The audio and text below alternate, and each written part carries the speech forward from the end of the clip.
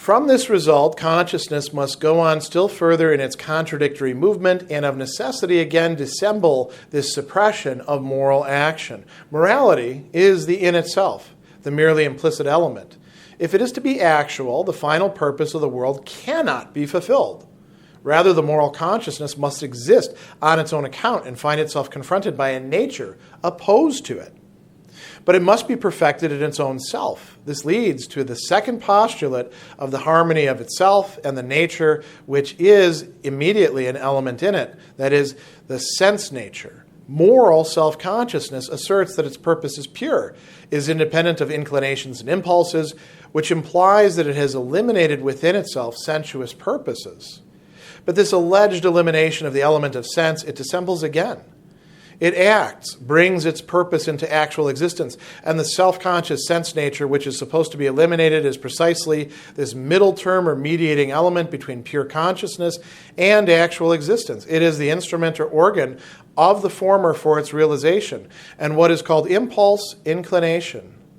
Moral self-consciousness is not, therefore, in earnest with the elimination of inclination and impulses, for it is just these that are the self-realizing self-consciousness. But also they ought not to be suppressed, but only to be in conformity with reason. And they are in conformity with reason, for moral action is nothing else but consciousness realizing itself, thus giving itself the shape of an impulse. That is, it is immediately the present harmony of impulse and morality. But impulse is not, in fact, merely this empty shape which could have within it a spring of action other than the one it is and be impelled by it. For sense nature is one which contains within itself its own laws and springs of action. Consequently, morality cannot, therefore, be in earnest about being itself the mainspring of impulses, the angle of inclination for inclinations.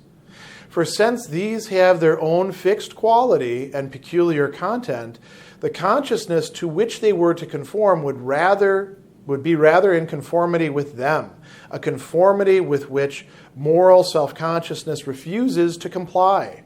The harmony of the two is thus merely implicit, merely postulated.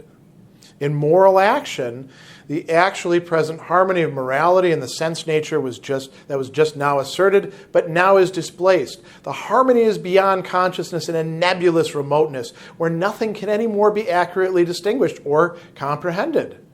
For our attempt just now to comprehend this unity failed. In this merely implicit harmony, however, consciousness surrenders itself altogether. This implicit harmony is its moral perfection, where the struggle of morality and the sense nature has ceased, and the latter is in conformity with morality in a way that is beyond our comprehension. For that reason, this perfection is again only a dissemblance, a falsification of the situation, since, as a matter of fact, it would be rather morality itself that was given up in that perfection, because it is only consciousness of absolute purpose as pure purpose, one therefore opposed to all other purposes. Morality is both the activity of this pure purpose and also the consciousness of rising above sense nature, of being mixed up with sense nature and struggling against it. That consciousness is not in earnest about the perfection of morality is indicated by the fact that consciousness itself shifts it away into infinity, that is, asserts that the perfection is never perfected.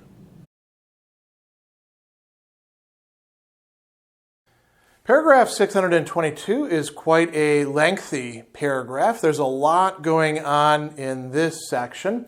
And notice how often Hegel uses the term that, in fact, provides the title for this entire section, dissemblance or duplicity, both of which are translations of verstellen, which has this notion of putting something out there, setting it down, stellen, right? But doing so in a way that conceals or falsifies. And what is being falsified here? It's the relationship of consciousness with itself fundamentally, but also with the world. You could call this, in many respects, a metaphysical deception of oneself. Understanding here metaphysical not just simply in terms of, the big things like time and causality, but the metaphysics of the human person. What we sometimes call philosophy of action, although at times that loses its metaphysical grounding. And in this section, in this paragraph, Hegel is setting out for us and kind of summarizing at this point the ways in which self-consciousness, rational self-consciousness, spirit moving itself, has managed to misunderstand, misrepresent to itself the relation between it on the one hand and then these two, we might call them polarities of morality and actuality on the other hand. How does it bring those together? And, we've seen that there's a lot of ways in which it misunderstands duty and how that works and all these postulates and harmony. There is going to be something else that's also productive here as well. And notice that Hegel at several points in this also uses that term Aufhebung. Here it's translated as, suppression. But anytime that we see Aufhebung, we should think not just, an erasure or suppression or repression or getting rid of something, but that there's something also being preserved from it, something being distilled from it. So this one begins with Hegel talking about this result, right? From this result, consciousness must go on still further in its contradictory movement. And he means a movement of and through contradiction, widersprüchliche, right? And what is this movement? He says, this is a contradictory movement that of necessity will dissemble the suppression of moral action, moralische Handlung, comportment, behavior, however you want to understand action here. It's not just an action, it is action with you might say, a capital A, understood as a whole way of comporting oneself, of being within the world. So he says morality, here's where our first step in this process is. Morality is the in itself, the merely implicit element. It needs to be brought to light. It needs to be worked through, right? And so he says, if it is going to be actual, if it's going to be something of the world, wirkliche, if it's going to be brought into reality rather than merely being an ideal that we espouse and talk about how great it is and say, wouldn't it be nice if we were moral?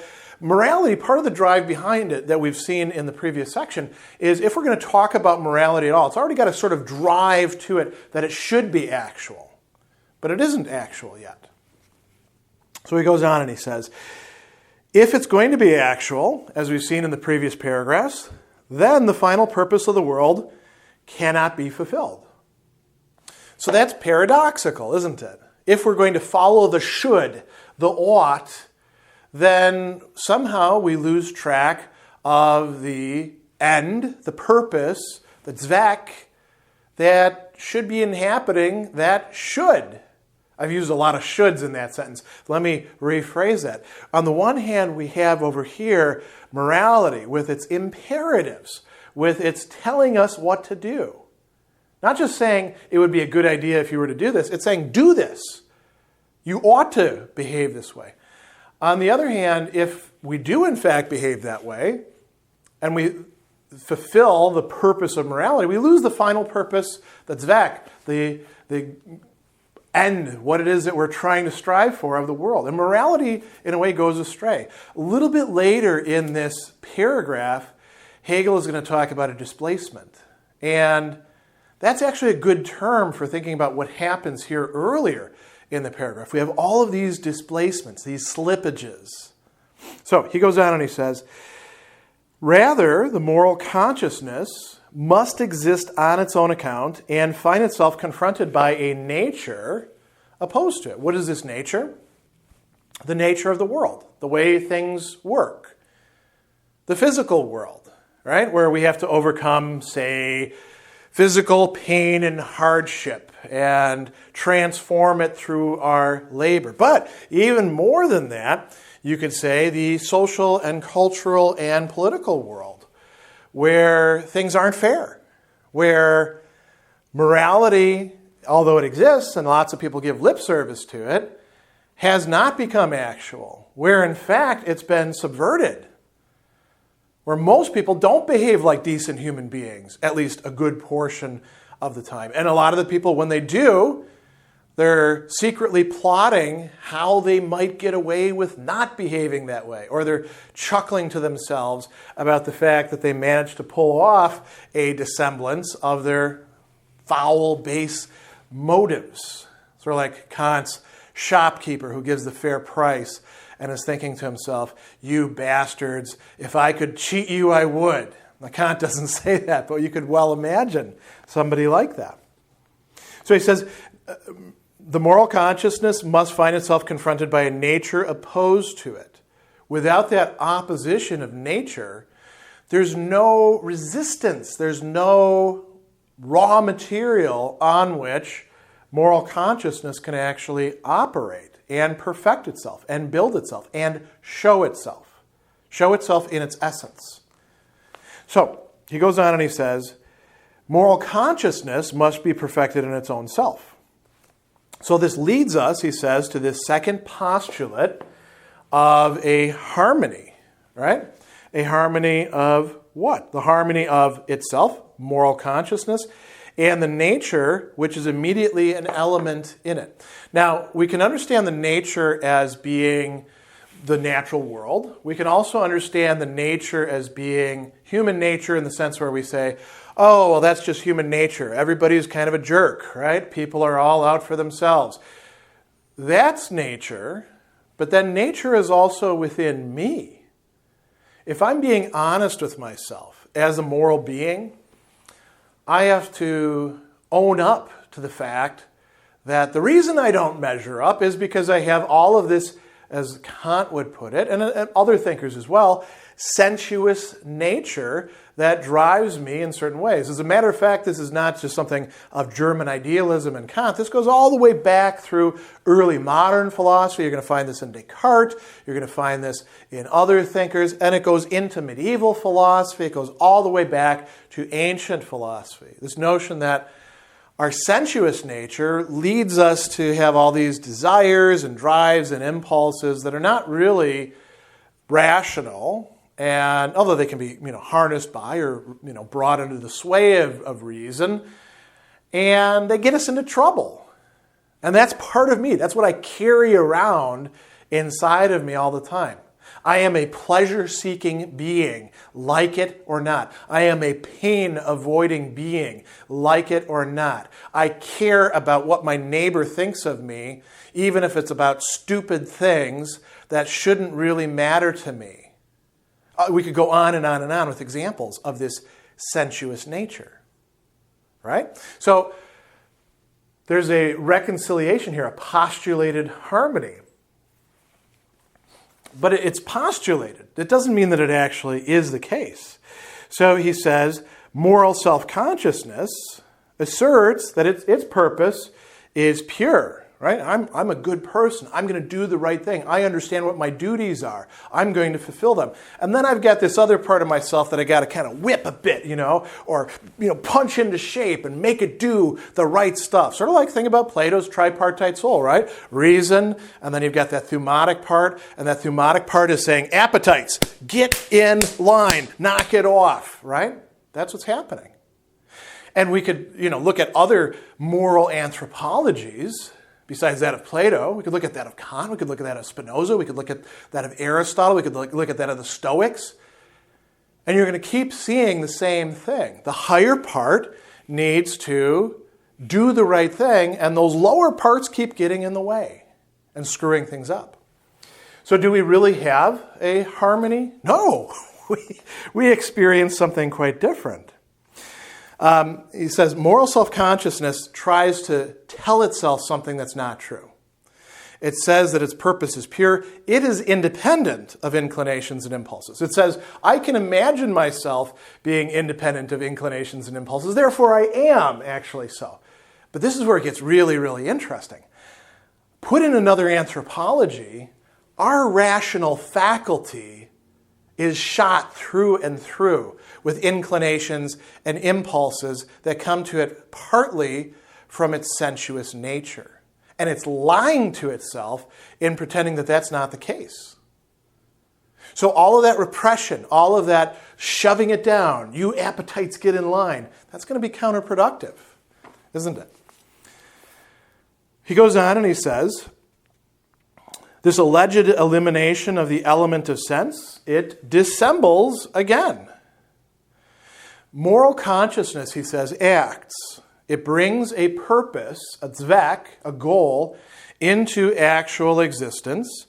And he says the self-conscious sense nature, which is supposed to be eliminated, that winds up being the third mediating term. If you like to say it, not the weakest link in the chain, the strongest link in the chain, the thing that binds these together. Pure consciousness, actual existence, sense, nature, whatever that's going to be, these impulses, these inclinations, that's the thing that actually binds them together. Otherwise, you just be some disembodied pure consciousness floating around out there thinking great thoughts to yourself and never actually coinciding with this messy reality of actual existence that calls upon for us to act. Action requires, Hegel is pointing out to us, a sense nature. It's inescapable. You might say a ghost, in the sense of a spook, can't act. Geist, spirit, can, however, act, acting through the real world that it inhabits, that it's a node within. All right, come back to the text now. So he says, it's the mediating element between pure consciousness and actual existence. Sense nature, he says, is the instrument or the organ of the former. And what is the former? Pure consciousness. It is how pure consciousness can actually do anything, including, he doesn't say this here, but think about this, including understanding itself as pure consciousness. There is no map of the mind that isn't a map, which relies on looking at things of the world and analogizing from that. Does that mean that it's solely reducible, the way materialists would like to say? No. But this is a sort of higher level materialism, you could say, than that of vulgar or crude reductive materialism. So, back to the text again. He says, moral self-consciousness is not being honest, in earnest, ernst, right? It's not being honest with itself about the elimination, the Aufhebung of inclinations and impulses. Neigungen, right? Leaning towards something, and Triebe, drives, impulses. Now, why is this important? You can understand these again in terms of the appetites in a sort of Platonic or even Aristotelian sense. You can also understand this in terms of Kant's own language of dealing with Neigung, inclination, desire, right? And drives, impulses, Triebe, right? All of those are irrational. They're not rational yet, you might say. They can be brought under the sway of practical reason, and that's where we're heading with this, but they haven't been so yet. So we should be suspicious of them. And yet, we have to have them in order to do anything. So he says, moral self-consciousness is actually realizing itself with them. He says, it is just these. It is just our impulses and inclinations that are the self-realizing self-consciousness. Now let's pause there for just a sec. I realize that we're going a little long with this. But what does it mean to say that we wouldn't just have an inclination or an impulse, but that inclination or impulse is me as a moral actor. Not the totality of me, but something much more essential than just something that I happen to suffer or have. Something that is at the core of who I am. How it is my self-consciousness self-realizing, making itself real. What is that like? That means that my hunger, my desire for recognition, anerkennen in Hegel, my sexuality, my, arrangement of where I fit into the social hierarchy, even the things that seem like completely irrational, whims, all of those would go into my, you might say, moral composition as an agent within the world. So he goes on and he says, these ought not to be suppressed, but, here's another model. We move to another place. They ought to be brought in conformity with reason. And isn't that what we see in ancient and medieval and even much early modern moral psychology and ethics? Reason is there for us. It's not fully rational necessarily. Our faculty of reason can be damaged. It can be infected with vices. It can be shot through with all sorts of screwy fantasiae, appearances. It may need some perfection. It may be damaged by original sin. We can come up with all sorts of things. But it's there. And however good it happens to be, what we want to do is take all that other stuff that we've got, all those drives, inclinations, desires, all these appetites, and bring them under the sway of reason, at least as much as we can. And that is going to be moral motivation, which is going to lead to moral action. So he says, but these are actually in conformity with reason. See, because moral action is nothing else but consciousness realizing itself. And he says, here's something very important. Realizing itself means giving itself the shape, the gestalt of an impulse, the form of an impulse, the mindset of an impulse. He says it's immediately the present harmony of impulse and morality. So it sounds like everything's been solved, right? Way! This is so wonderful. We finally arrived at the point where, all these harmonies, they didn't work out. Maybe now we do, in fact, have a harmony that lasts. We can bring everything into one clean picture. We can end this section. No, not so fast. We can't even end the paragraph yet. He says, impulse is not, in fact, this empty shape which could have within it a spring of action other than the one it is and be impelled by it. Once you actually get on the impulse train, it's not quite so simple as to just say, well, reason will dictate where you go. I mean, the train, if we want to use this metaphor, the train has its tracks where it's going, right? And the conductor, he or she can, blow the whistle. He can, say, put more coal in, or wood, or whatever it's going to be, or diesel. They can control that lever and say, more of this. And he can pull the brakes. And if he gets to, a place ahead where he could actually control the juncture, maybe he could actually exercise some choice there. But he usually has to signal to the guy down the end who's going to, turn the thing and make the train go this way. But you're not going to, turn it like you are a car and go off the tracks. That's just not the way it works with a train, right? So that's actually a good metaphor for this. So he says, sense nature is one which contains within it its own laws, its own Gesetze, and its own springs of action. Consequently, he says, morality cannot be in earnest about being the mainspring of impulses, the angle of inclination for inclinations. It can't actually bend the inclinations. It can't, incline them the right way. We have another dissemblance, don't we? Whenever you're not being in earnest, you're dissembling. So he says, since these impulses or inclinations have their own fixed quality and peculiar content, you might even say psychological laws, the consciousness to which they were to conform would rather be in conformity with them. And this is something that we do experience. Give in to the inclination, give in to the impulse, the inclination takes over and decides for you. There's an old expression, talking about how people develop certain vices. At first, the man drinks the drink, and then after a while, the drink drinks the drink. And then the drink, determines the man. And pretty soon, you could just take the man out of the circuit altogether, except for the fact that you need arms and legs and that sensuous nature. But there's a driving that's going on. As a matter of fact, if any of you ever watched that show, Trailer Park Boys, there's a great illustration of this in the character, Mr. Leahy, who over and over again, as the show progresses and he declines further and further into an alcoholism that's almost of legendary proportions and difficult to see how it would possibly be feasible for a human being to take that much abuse through alcohol.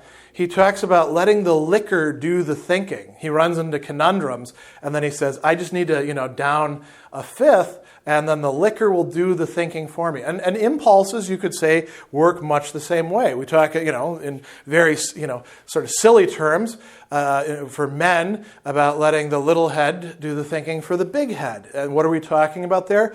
Allowing the impulse of sexual desire to determine what our reasoning processes are going to be.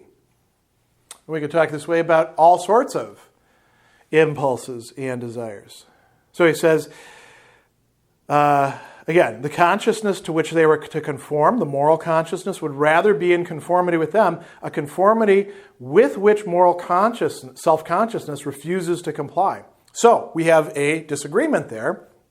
The person can resist and say, no, that's not good. And he says, we have, again, a postulated harmony. So he says, in moral action, now we're in the second half of this paragraph, the actually present harmony of morality in the sense nature was just now asserted, but it gets displaced. The harmony is beyond consciousness in a nebulous remoteness where nothing can anymore be accurately distinguished or comprehended. Why? He says our attempt to comprehend this unity failed. We haven't succeeded in bringing in an intelligibility that actually ties together morality and sense nature. We certainly had some stabs at it. This isn't a pure aporia where we just throw the cards in the air and say, game's over. We've learned something on the way. We've learned that, consciousness has been hiding things from itself. And if we identify ourselves with this movement, as we should, we probably learned something about ourselves on the way as well. So he says, in this merely implicit harmony, consciousness surrenders itself altogether. This implicit harmony is its moral perfection, where the struggle of morality and sense nature has ceased, and the latter is in conformity with morality. Now notice what he says, in a way that is beyond our comprehension. Now, if Hegel were not Hegel, he might at that point say, all right, that's where we stop. We've reached the limits of our understanding. We've reached the limits of what reason can teach us. This is where Hegelian idealism is something a bit different. Hegel will take every limit of that sort, every assertion of not being able to be comprehended, of inintelligibility, as a challenge that is to be surmounted. Now, that doesn't mean that any particular individual will do so, but in the course of world history, in the development of morality, as people think this through, somebody will make sense of it and proceed through it. That'll come a little bit later. Let's linger with this. So he says, for this reason, this perfection, this harmony was only a dissemblance, a falsification of the situation. Because he says, as a matter of fact, it would be rather morality itself that was given up in that perfection, because it is only consciousness of absolute purpose as pure purpose, therefore, as opposed to other purposes. What does he mean there? Moral action, right, of pure consciousness would be action that is guided by a purpose, a Zweck. And the purpose itself would be to further morality, to bring morality into the world. However, in doing so, it would be running smack dab into all these other purposes, alternate purposes, which don't actually match up or map onto the purpose of morality. They haven't been reconciled yet. They haven't been harmonized yet. The attempt to say, well, reason can encompass all of them and figure all this out didn't work yet. So he says morality is both the activity of this pure purpose, but also the consciousness of rising above sense nature, of being mixed up with sense nature and struggling against it. So if you lose that struggle, you lose morality. By winning, morality loses. So you always need to have a little bit of stuff in the background to struggle against. Fortunately for most of us, we have more than enough. We don't even have a little bit of it. We have plenty of it, and it's confusing as hell and complicated, and it's like an onion, the proverbial, we peel away the layers and we find another one underneath. We're like, oh, I dealt with that trauma. Oh, I dealt with that vice. Oh, I figured out what the hell's wrong with me that I do this thing and I respond this way. And then there's yet another one underneath that you got to work at. So, good news, right? If we think about things this way. So he says the goal would be for consciousness that is progressing towards perfection, as morality would be what? He says the consciousness is not in earnest about the perfection of morality. It's indicated by the fact that consciousness shifts it away into infinity. It asserts that the perfection is never perfected. And you can get, he's going to talk about this a little bit in the paragraphs yet to come, you can get these people who almost make it into a fetish, self-improvement, right? That would be another way of losing sight of the whole point of doing this. It would be a way of being less than earnest, being less than honest, and engaging in dissemblance. So we've covered a lot of ground here, a lot of different modes of dissemblance going on, and we're left at a kind of impasse, but we're not quite done with the section.